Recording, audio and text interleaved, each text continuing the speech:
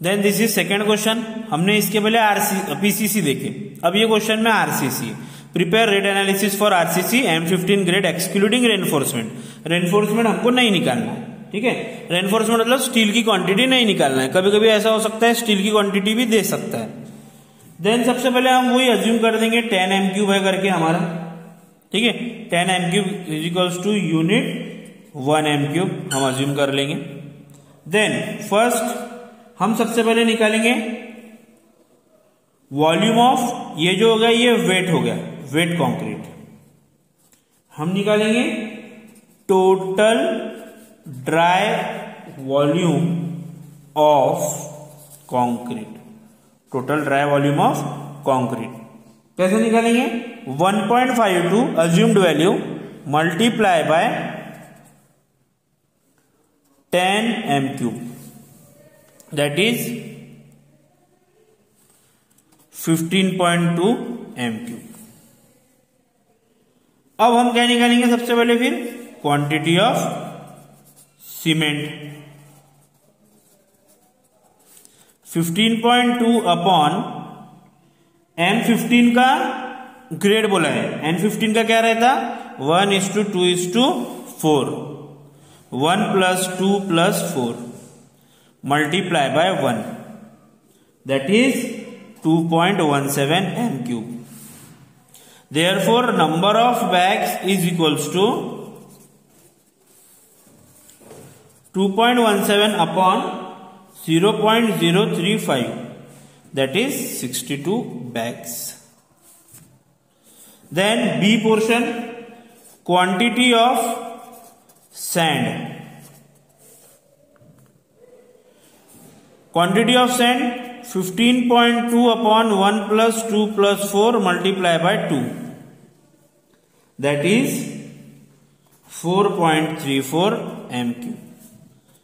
Third one is aggregate. Aggregate में क्या करना पड़ेगा? 15.2 upon 1 + 2 + 4 multiply by 4, 8.68 m³। अब दूसरा हमारा पार्ट है कॉस्ट ऑफ मटेरियल। प्रोसीजर सब में सेम है, एस्टिमेटिंग में थोड़ा प्रेजेंस ऑफ माइंड हो ना। Cost of material, material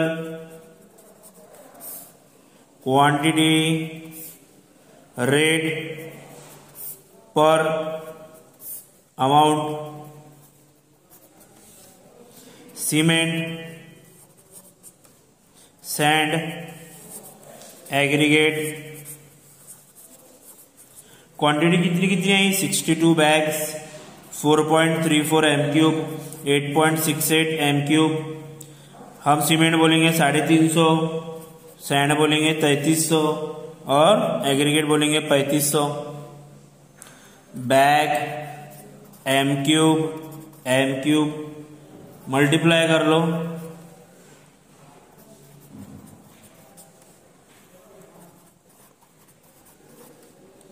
total आ गया 66402। अब क्या निकल गया? मटेरियल निकल गया। अब क्या निकालना है? लेबर।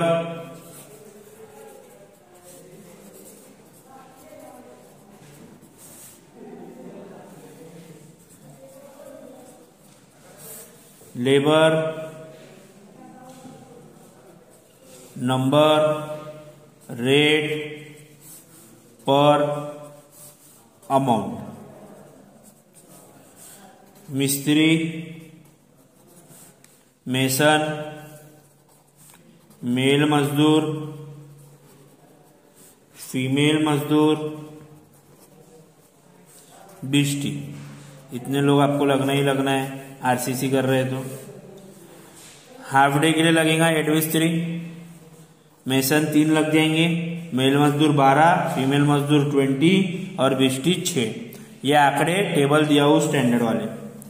1000 रुपीज अगर रेट है, 600 इनका है, 400 इनका है, 400 इनका है, 400 इनका है। पर डे के हिसाब से हो जाता है।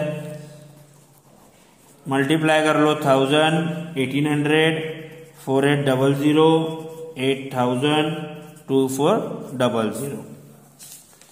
देन तुम्हारा टोटल आ जाएगा। ये हो गया लेबर। इसके साथ साथ अब अपने को और भी चीज लगना है, इतनी चीज नहीं लगना है। फॉर एग्जाम्पल आरसीसी अगर अपन कर रहे हैं तो आरसीसी में तुमको सबसे पहले लगेगा T&P, ठीक है। इसकी यूनिट होती है लमसम, इसका कोई यूनिट नहीं होता है, ठीक है। टीएनपी बोले तो सन ड्राइज एंड टीएनपी लगेगी तुम्हारे को, गमेला वगैरह ये सब। लमसम है, उसका रेट है 1000 रुपीज, इसको गिन लो डायरेक्ट 1000। लमसम मतलब कोई मल्टीप्लाई नहीं करना पड़ता। फिर तुमको सेंटरिंग भी लगेगी, centering and shuttering. Centering and shuttering कैसा लेते हैं अपन?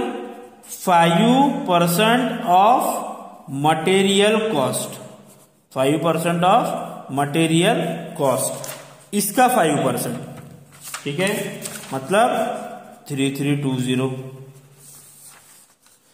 फिर आपको लगेगा कारपेंटर सेंटरिंग लगाने के लिए, सेकंड क्लास भी चलेगा तुम्हारे को, तो ये लग जाएंगे 10। इनका रेट रहता 800 पर डे, 8000 रुपये और गिन लो।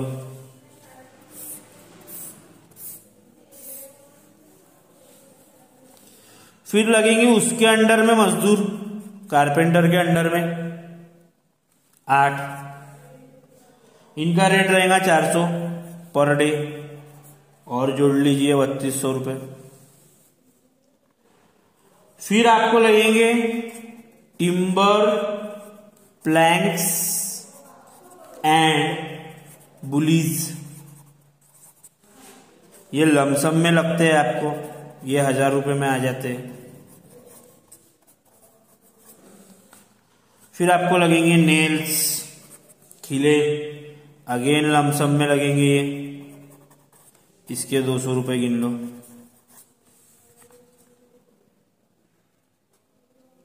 ओके। फिर टीएनपी है, सनराइज भी लगेगा आपको लमसम में 1000 रुपीज, उसके गिन लो। इन सब का टोटल कॉस्ट आता है 40,820 रुपीज। मतलब cost of material, cost of labour, ये लगेंगे 40,820। अब हम निकाल लेंगे total cost. 66402 plus 40820, that is 107,222। मैंने बोला था कि अपने को कुछ तो भी जोड़ना ही पड़ता है इसके साथ साथ। Add 10% of contractor profit, contractor profit हो जाएगा तुम्हारा 10722। Add 1.5% of water charges 160। अब ये तीनों को कर दो ऐड, तुम्हारी ग्रैंड टोटल हो जाएंगी। Grand total. अब रेट पर एमक्यूब निकालना है तो इसको 10 से डिवाइड कर दो।